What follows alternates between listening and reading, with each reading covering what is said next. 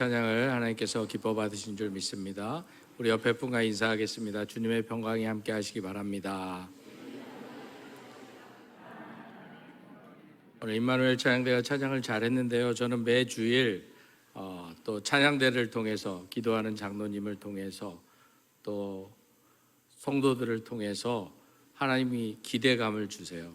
여러분들 어떤 기대감으로 예배에 나오시는지 모르겠는데 여러분들이 늘 이 예배에 기대함으로 나오셨으면 좋겠습니다. 그래서 제가 지난주 어떤 목사님의 설교를 듣는데 어떤 목사님이 차라리 성도들이 지각했으면 좋겠다고 하시더라고요. 그러면 뭔가 문제가 있어서 더 섬기는데 일찍 나와서 안전은 있는데 이게 도대체 은혜를 받고 있는지 기대함이 있는지 모르겠다라는 거예요. 여러분들이 옆에 분과 인사하겠습니다. 예배를 기대함으로 드립시다. 다시 한번 인사하겠습니다. 예수님 때문에 행복하시기 바랍니다.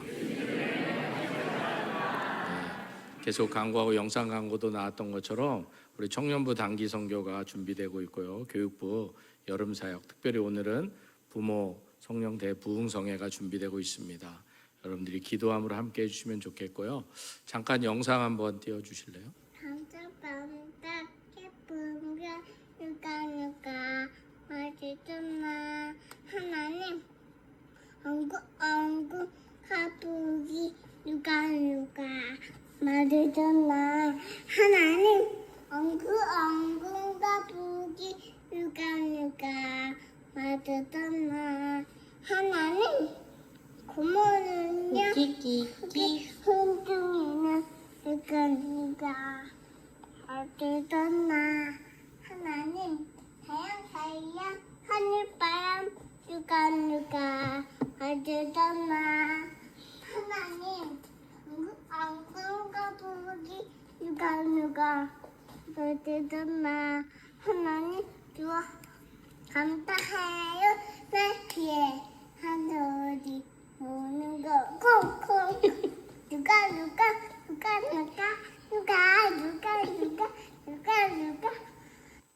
네, 우리 유아부 다윤이라는 친구인데 제가 알기로는 부모는 우리 등록교회는 아니신 것 같아요. 그런데 또 다윤이가 부모를 교회에 데리고 오는 거예요.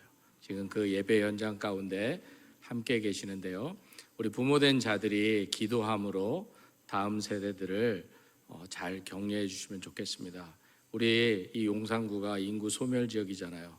우리 하나님께서 우리 도원동교회를 통해서 이 지역의 교회 학교 교육부를 위한 소망의 끈을 놓지 않으신 줄 믿습니다. 여러분들이 끝까지 기도해 주시고 격려해 주셔서 우리 다음 세대가 조금 이따 제가 말씀도 전하겠지만 다른 세대가 되지 않도록 여러분들이 끝까지 함께 해주시면 감사하겠습니다. 기도하겠습니다. 거룩하신 아버지 하나님, 은혜를 감사합니다. 이 아침 예배의 자리로 저희들 불러주셨습니다. 부족한 종의 입술은 가려주시고 오직 주님의 말씀만 선포되게 하여 주시옵소서. 예수님의 이름으로 기도드립니다. 아멘. 우리나라 말에 보면 모든 것이 다 밥으로 통할 수 있구나 생각하는 단어가 있습니다. 몇 가지 재밌는 글이 있어서 소개해 드리겠습니다. 누가 누구를 혼낼 때 뭐라고 말하는 줄 아십니까? 너 오늘 국물도 없는 줄 알아 라고 이야기합니다. 정말 고마울 때는 또 이렇게 이야기합니다. 야, 진짜 고맙다. 나중에 밥 한번 먹자라고 합니다. 오랜만에 만난 친구의 안부를 물을 때는 이렇게 말합니다. 밥은 먹고 지내냐? 사람이 아플 때는 흔히 이런 말을 합니다. 밥은 꼭 챙겨 먹으라고. 그리고 아주 재수 없을 때는 이렇게 말합니다. 쟤 진짜 밥맛 없지 않냐? 혹은 반대로 쟤는 정말 밥맛이다 라고도 이야기합니다. 한심할 때는 절에서 밥은 벌어먹겠어 라고 이야기합니다. 무언가를 잘해야 할 때는 사람이 밥값은 해야지 라고 이야기합니다. 친하다가 아주 나쁜 사이가 되고 말았을 때는 그 사람하고는 밥도 먹기 싫어 라고 이야기합니다. 잘못을 저질렀을 때는 너 콩밥 먹는다 라고 이야기합니다. 멍청하다고 좀 비하해서 욕할 때는 어이 밥팅아 라고도 합니다. 상황이 아주 심각할 때 넌 목구멍에 밥이 넘어가냐라고 이야기합니다. 무슨 일을 말릴 때는 이놈아 그게 밥 먹여주냐라고 말린다고 합니다. 최고로 정이 떨어질 때는 정말 밥맛 떨어진다. 상대방이 비꼴 때는 밥만 잘 먹더라라고 이야기합니다. 그리고 가장 좋은 사람은 어떤 사람일까요?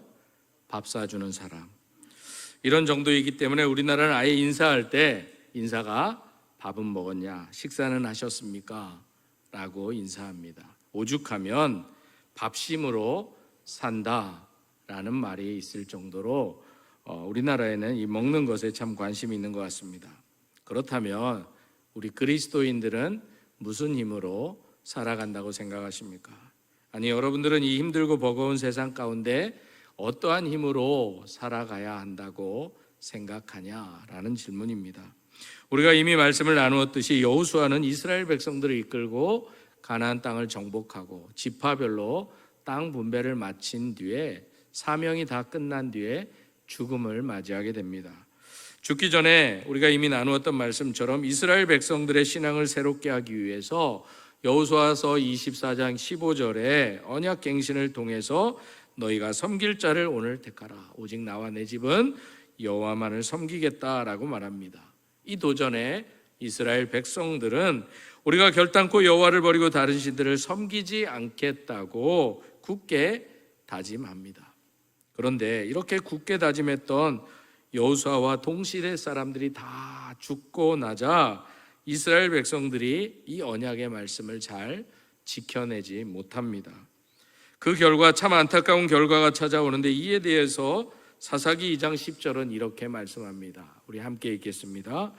그 세대의 사람도 다 그 조상들에게 돌아갔고 그 후에 일어난 다른 세대는 여호와를 알지 못하며 여호와께서 이스라엘을 위하여 행하신 일도 알지 못하였더라.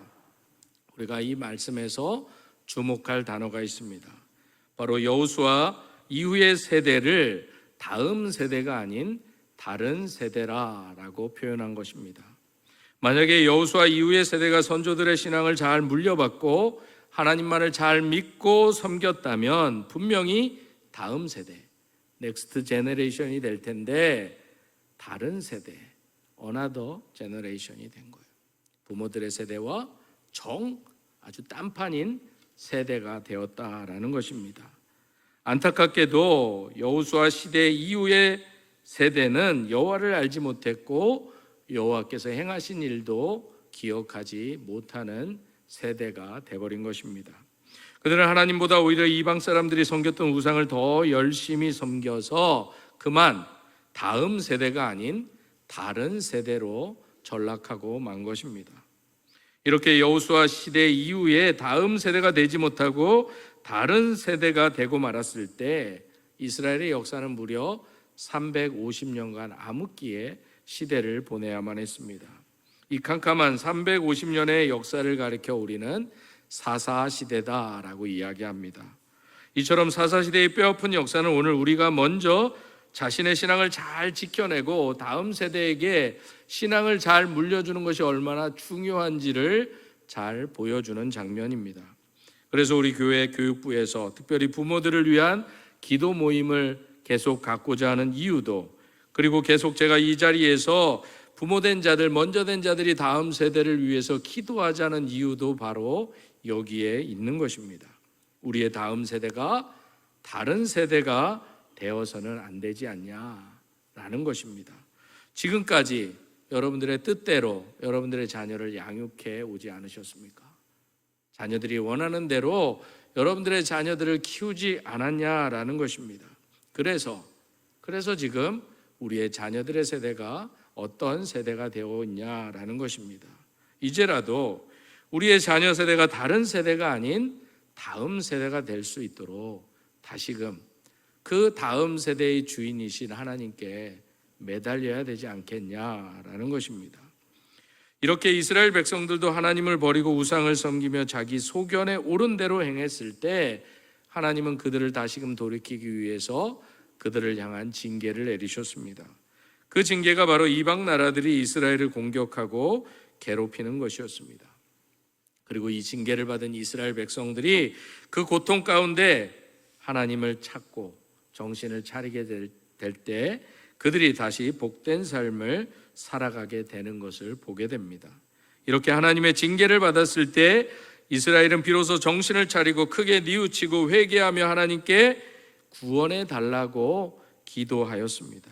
이때 하나님은 비록 큰 죄를 범한 그들이었지만 기꺼이 용서해 주고 그들을 이방 나라의 손에서 구원해 주시는 것을 보게 됩니다. 그런데도 안타까운 것은 하나님의 구원을 경험한 다음에 다시는 우리가 그러지 않겠다, 곁길로 가지 않겠다 했던 이스라엘 백성들이 또다시 타락을 일삼는 것이었습니다. 그래서 타락하고 하나님은 징계를 주시고 징계를 받고 회개하면 하나님은 또 회개한 이스라엘 백성들을 구원해 주는, 이처럼 타락과 징계와 회개와 구원의 악순환이 350년간 계속되었다라는 것입니다. 그래서 이 사사기의 말씀은 이러한 안타까운 악순환의 역사를 기록하고 있습니다. 하지만 이러한 악순환의 경우에도 불구하고 하나님은 끝까지 인내하시고 이스라엘 백성들이 회개할 때마다 그들을 다시금 이방인의 손에서 구원해 주셨습니다. 이때 택한 사람들, 하나님의 택한 사람들을 우리는 사사다라고 부릅니다. 이 사사라고 하는 말은 쇼페팀이라고 하는 히브리 말인데 문자적으로는 우리가 잘 알고 있는 것처럼 재판관이라는 뜻입니다.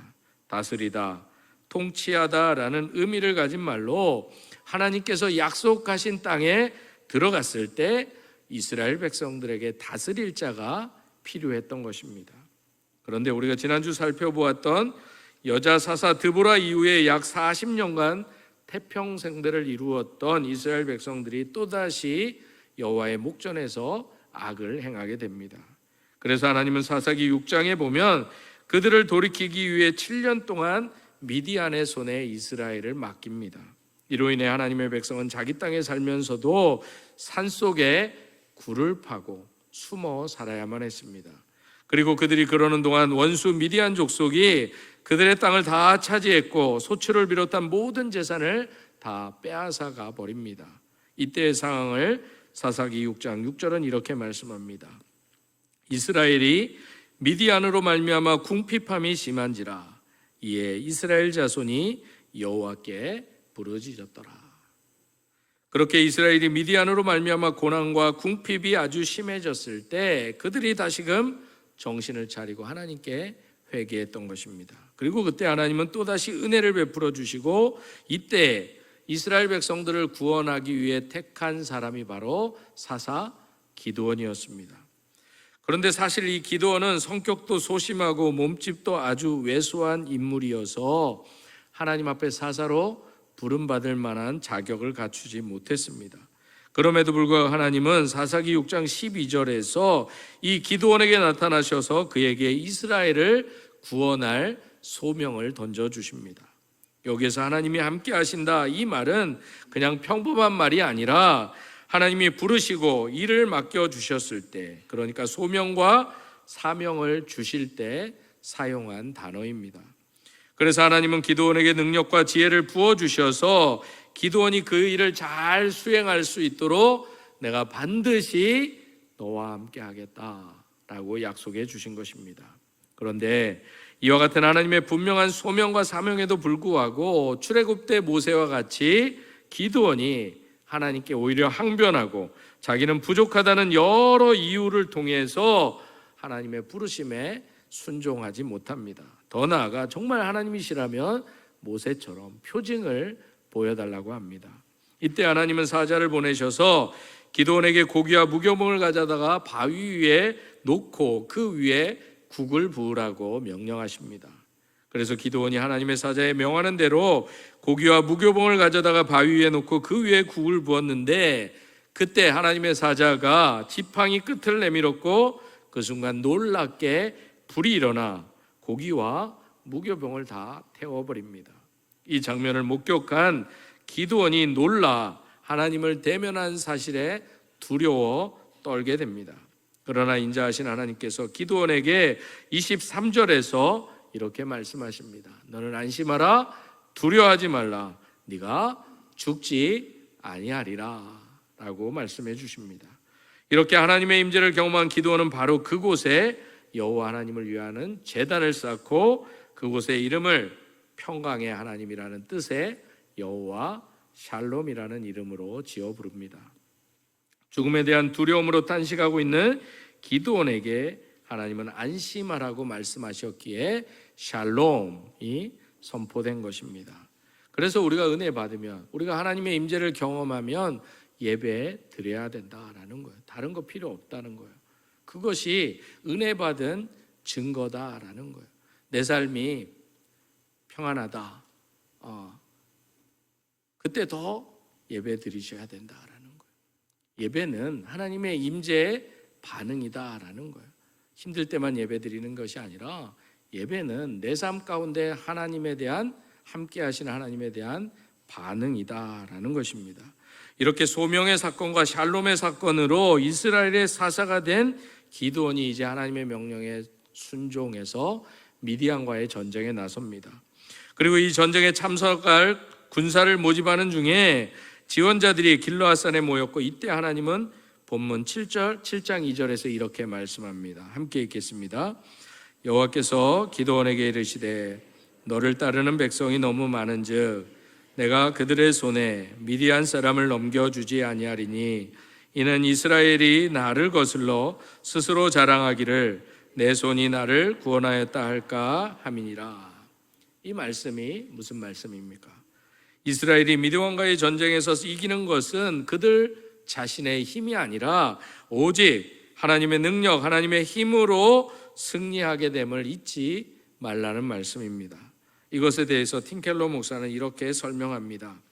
하나님의 백성은 이 승리에 대해 하나님을 찬양하거나 아니면 자신들을 찬양하거나 자랑할 것이다. 기드온은 그의 주 여호와 하나님께 영광을 돌리거나 아니면 자신의 영광을 추구할 것이다. 인간의 본성이 그렇다.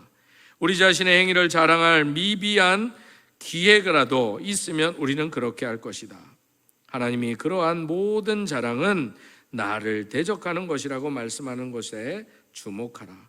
우리 자신을 구조하거나 해방한 공로가 우리에게도 있다고 믿기 시작하는 순간 우리는 하나님이 받아 마땅하신 영광을 가로채는 것이다.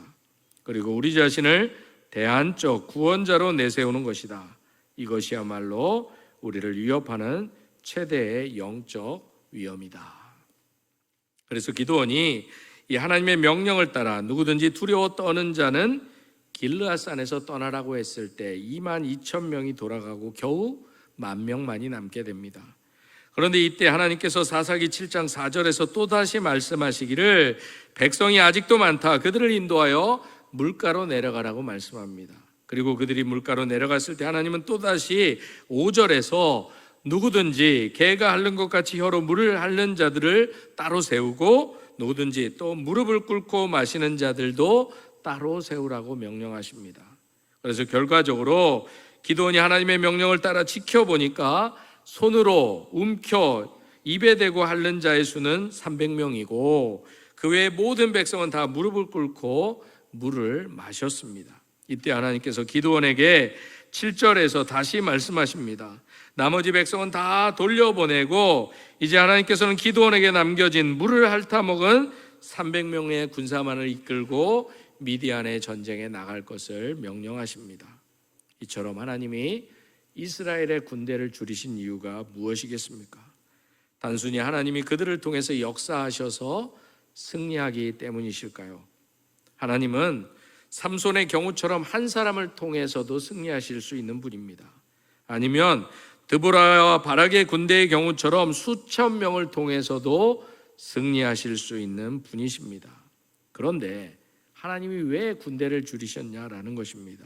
이것은 승리에 대한 찬양과 영광이 어디로 가야 하는지 이스라엘 백성들이 보기에 그들의 군사가 너무나 많았기 때문입니다. 이 대목에서 전쟁에 나갈 군사를 300명만 선별한 것이 오늘 우리에게는 어떤 의미냐라는 질문입니다. 사실 처음에 나온 이스라엘 군사 32,000명이란 숫자도 미디안의 135,000명에 비하면 너무나 적은 숫자였습니다. 더더욱 32,000명은 제대로 훈련을 받지 못하고 급하게 소집된 사람들이었습니다. 그런데 이마저도 두려워 떠는 자를 돌려보내고 10,000명이 나왔는데 여기서도 또 물떠먹는 방식을 통해서 오직 300명만 남긴 것은 이 일 가운데 하나님이 이루시고자 하신 크신 뜻이 있지 않고는 설명이 되지 않는다라는 것입니다. 그렇다면 이렇게까지 하나님이 하신 하나님의 뜻, 이유가 무엇이냐라는 것입니다. 그것은 바로 오늘 2절 말씀에 잘 나타나 있듯이 혹시 이스라엘 백성들이 자신의 능력으로 전쟁에서 승리하였다고 착각하여서 하나님을 거슬러 거만하지 않도록 하기 위함이셨습니다. 다윗도 시편 31편 15절에서 고백하고 있듯이 전쟁의 승리는 하나님의 손에 달려 있음을 잊지 않도록 하기 위함이셨다라는 것입니다. 이처럼 전쟁에서의 승리는 사람의 많고 적음에 달린 것이 아니라 오직 하나님의 능력에 달려 있음을 이스라엘 백성들이 분명히 깨달아야만 했기 때문인 것입니다. 그래서 결국 상황이 이렇게 되었기 때문에 이스라엘은 300명의 군사만을 가지고 13만 5천 명의 미디안 군사와 맞서 싸워야만 했습니다. 이렇게 말도 안 되는 상황 속에서 이스라엘과 미디안의 전쟁이 시작되었는데 성경은 뭐라고 말씀하고 있습니까? 하나님은 이제 기드온에게 그 전쟁에서 승리할 방법까지도 다 알려주십니다. 300명을 세 무리로 나누어서 각 손에 나팔과 빈 항아리를 들고 그 항아리 안에 횃불을 감추게 하셨습니다. 그리고 밤 10시가 지났을 때 기드온과 함께한 100명이 진영 근처에 나타나서 나팔을 불며 손에 가졌던 항아리를 부수었습니다. 이처럼 세 무리가 일제히 항아리를 부수고 왼손에 횃불을 들고 나팔을 불며 크게 외쳤던 것입니다. 그렇게 해서 미디안과 에워쌌을 때 미디안의 군사들이 오히려 뛰고 부르짖고 도망가면서 자기들끼리 칼로 치게 하심으로 하나님은 이스라엘에게 대승의 승리를 안겨주신 것입니다. 사실 기드온의 300용사가 미디안 군대를 쳐부수는 데 사용한 도구는 무기라고도 할 수 없는 나팔과 횃불, 항아리뿐이었습니다. 그러나 하나님께서 역사하시니까 나팔과 항아리와 횃불도 대단한 무기가 되었고 무엇보다도 하나님께서 대신 싸워주시는 이 전쟁으로 말미암아 이스라엘 백성들은 말도 안 되는 숫자를 가지고 미디안과 싸워 이길 수 있었던 것입니다. 오늘 말씀에서 우리가 바로 이 사실에 주목해야 합니다. 우리 인생을 살아가면서 내 힘과 내 능력을 의지하는 것이 아니라 오직 하나님의 힘, 하나님을 의지할 때 우리에게 승리가 찾아온다. 이 사실을 기억해야 된다라는 것입니다. 그런데 오늘 본문의 기드온의 이야기는 사실 사사기에 나오는 12명의 사사 이야기의 한 부분에 불과합니다. 그런데도 그 원리와 신앙적 교훈은 단 한 가지 똑같습니다. 사람들이 자기 소견에 옳은 대로 행하여 하나님을 버리고 우상을 섬기는 그 악한 시대에 우리가 진정으로 승리할 수 있는 비결은 오직 하나님만을 의지하는 길밖에 없다. 이것을 분명히 우리에게 말씀해 주는 것입니다. 깊은 바다 속의 수압이 아주 대단하다고 합니다. 그래서 심지어 그 깊은 바다 밑을 지나가는 잠수함의 그 철판도 찌그러뜨릴 정도로 수압이 대단하다고 합니다. 그런데 그 잠수함도 찌그러뜨릴 만한 그 엄청난 수압을 가진 바다 밑속에 아주 작은 물고기가 유유히 그 속에서 생존하며 살아간다라는 것입니다. 그 이유가 무엇이냐면 잠수함도 찌그러뜨리는 심해 속에서 이 작은 물고기가 버틸 수 있는 이유에 대해서 바닷속의 수압보다 물고기 속의 압력이 더 크면 된다고 합니다. 우리를 향하여 날마다 순간마다 다가오는 무수한 압력들로부터 우리가 터지고 깨어지고 부서지지 않을 수 있는 충분한 이유는 바로 우리 속에 믿음의 압력이 커지면 된다라는 것입니다. 우리 안에 질병의 압력, 물질의 압력, 가시와 같은 상처의 압력들이 아무리 쉬지 않고 우리를 짓누르고 찾아올지라도 우리 속에 오직 하나님만 의지하는 믿음의 압력을 높이면 우리는 그 깊은 바다미 속에 잠수함도 찌그러뜨리는 수압 속에서도 물고기가 유유히 살아있는 것처럼 우리도 그 어떤 고난 앞에서도 믿음의 압력을 높임으로 반드시 승리할 수 있다라는 것입니다. 그러기에 우리는 우리의 약함을 통해 강함을 드러내시는 하나님만을 전적으로 의지해야 합니다. 우리가 하나님의 부르심 앞에 응할 수 있는 것은 오늘 기드온처럼 우리의 능력 때문이 아니라 우리와 함께 하시겠다고 하시는 하나님의 능력 때문임을 잊지 말아야 한다라는 것입니다. 우리는 하나님이 믿음의 여정 내내 우리를 지켜주실 것을 믿고 따라가야 합니다. 우리의 믿음의 압력만 높이시면 된다라는 것입니다. 그런데도 사실 오늘 본문 이후의 성경을 계속 읽어가다 보면 이스라엘 백성들은 이 전쟁을 승리케 한 기드온을 왕으로 세우려고 합니다. 그러나 기드온은 오직 하나님만이 그들의 왕이시라고 거부합니다. 아마 이때까지만 해도 기드온은 이렇게 생각했을 것입니다. 이 승리는 하나님의 것이지 나의 것이 아닙니다. 나의 역할은 하나님을 신뢰하고 순종하는 것뿐입니다. 그러니 오직 영광은 하나님만 받으셔야 됩니다. 단지 나는 이 일에 사용되어지는 특권을 가질 뿐입니다. 그리고 기드온과 함께 했던 선택된 300명의 군사도 전투 후에 이렇게 고백했을 수도 있습니다. 우리처럼 작은 수로 미디안의 13만 5천 명을 이기는 것은 불가능한 일이었습니다. 그래서 이 승리는 하나님이 주신 것이 분명합니다. 그래서 영광은 하나님이 받으셔야 하고 우리는 하나님이 하시는 이 일에 참여토록 하셨기에 우리는 단지 감사할 뿐입니다. 그리고 나머지 이스라엘 백성들도 그때만큼은 이렇게 생각했을지도 모릅니다. 사실 나는 거기에 있지도 않았습니다. 나는 아무것도 안 했는데 하나님이 나를 구원해 주셨습니다. 그러니 오직 하나님께만 영광을 돌려야 합니다. 그런데도 성경은 그렇게 이야기하지 않고 있습니다. 기드온은 비록 왕의 자리에 앉지는 않았지만 사사기 8장 26절에 보면 상당한 부를 누렸고 사사기 8장 30절에 보면 첩들을 거느리며 왕처럼 군림하며 살아가는 것을 보게 됩니다. 무엇보다 기드온은 이스라엘 백성들에게 약탈한 것 중에서 금 귀고리 하나씩을 가져오라고 한 후에 그것으로 금 에봇을 만들었습니다. 에봇은 제사장이 입는 앞치마와 같은 옷입니다. 그리고 사사기 8장 27절에 보면 이 기드온의 에봇은 결국 이스라엘 백성들에게 숭배의 대상이 되고 맙니다. 바로 기드온이 금 에봇을 어떤 형상 위에 걸쳐 놓았는데 이스라엘 백성들이 그것을 우상처럼 섬기게 되었다라는 것입니다. 결국 이스라엘 역사 속 다른 지도자들처럼 기드온 역시도 처음 시작은 괜찮았는데 결말이 좋지 않았다라는 것입니다. 왜냐하면 처음에는 주님만을 잘 따랐지만 나중에 이스라엘을 우상 숭배로 이끌고 말았기 때문입니다. 무엇보다 기드온은 자신의 아들들이 하나님을 믿도록 하나님을 따르도록 잘 양육하지 못했습니다. 그래서 기드온의 이야기는 우리가 우리의 자녀들에게 바른 신앙의 바톤을 잘 물려주지 못하면 우리의 가족에 어떤 결과가 찾아오는지를 분명하게 보여준다라는 것입니다.